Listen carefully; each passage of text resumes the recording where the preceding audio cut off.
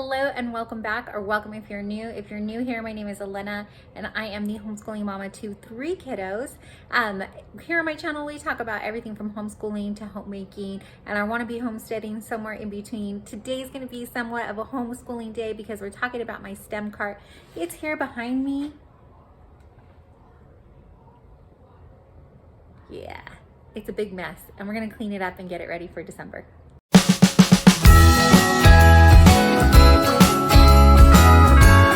So as you can see, it's become a really big mess. It is being used, which is good, but it is just, stuff's just getting shoved back in there and it's just leaking out and all over the place. And so I want to clean this up and it's landed on the floor. So I'm gonna tidy this up a little bit and just kind of put some new STEM cards up for December. I'm going to start by taking all the stuff off the cart first and just kind of putting them into somewhat similar piles. So cardboard pieces, magazines together, that kind of stuff. And then of course, throwing out some trash.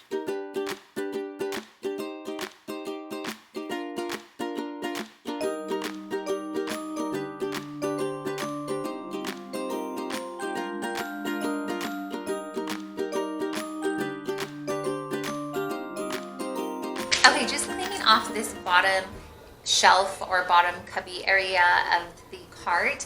We have way too many magazines in there.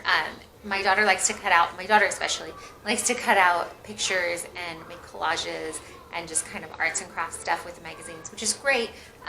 But there's way too many on hand right now, so it's becoming a big mess. So what I'm gonna do is just put a couple down there, and then I'm gonna pull a couple out and put them in another box. We have a separate box that kind of has our overflow materials in it, so that I'm not putting all the materials out at one time, because I think that contributes to the mess. So I already can see we have way too many magazines stuffed in there, magazines, catalogs, things like that. So this is one thing that I can kind of control with this cart to help keep it a little bit clean. I do expect it to get messy every now and again. It's just one of those things we're gonna have to come back in and re-clean. But that's the fun of art and STEM and just discovering and using imagination. So that's okay, but it is that time now to clean it up. So let's keep going.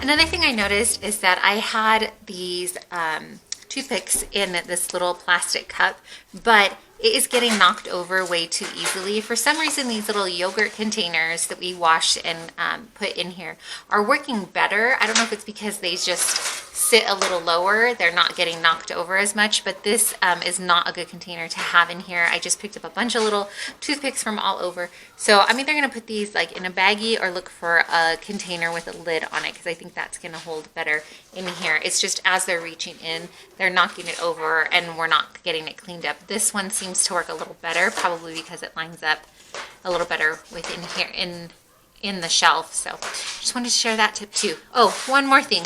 This rubber bands everywhere. My kids, apparently, they're gonna need to like check out rubber bands, or I'm gonna need to watch them with the rubber bands, because these are becoming weapons against their siblings, and they are just getting they're just getting flung around and stuff. And so I think I'm going to keep these in a baggie, and then if we do a project, a STEM project or something like that where it needs rubber bands or they would come in handy, that's going to have to be a little bit more supervised. So these are going to go in a baggie and go back into our regular utility drawer and not in the STEM cart anymore.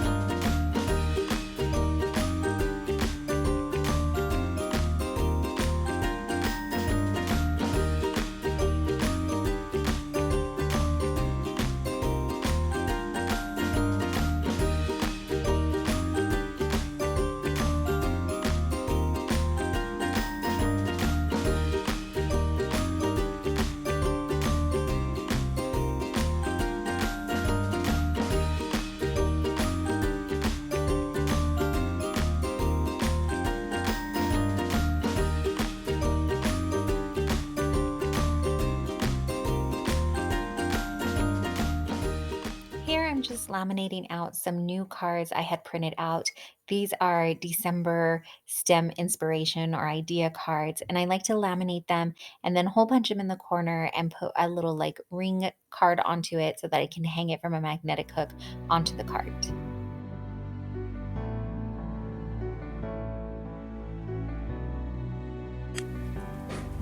And then I do have an overflow. So this is just another recycled box that we got. We got our Vitacost order in here.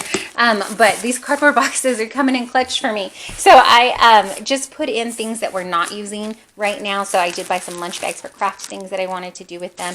A bunch of the magazines and stuff. And we're right at the rim of this box, so I'll probably need to move into a bigger box or just get a second one.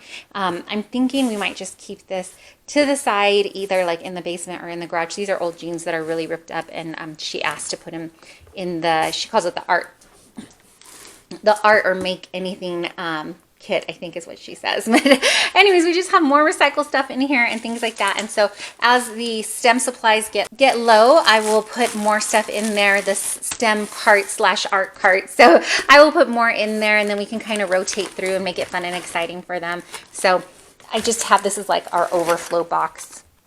And that's where we'll just put in all our recycled materials and things like that. And then it'll make it like fresh and exciting for them, I hope, having new things coming in and out.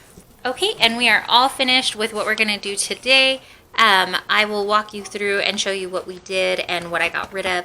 The last thing I want to add to this top rack, though, I'm going to add some of the new cards that we made, the new like STEM idea cards for them. I'm going to put those right in front. I do have some of the other ones that we had at the beginning of the year on the side. Up on top, I went ahead and kept these little posters, these mini posters that we have printed that kind of have the STEM kits or the STEM steps on it. So I left those on there for them. And then on top, I just have, these are actually some little like kits that come with your like Happy Meals or Kids Meals or something. They had a couple extras, so I just have those thrown in here. This box here actually houses just like odds and ends pieces. So some little animals and little plastic figurines and things like that for some of the STEM kit or some of the ideas, and then just some like little foam blocks. We have extras. These are just foam letters, and I put them on top here.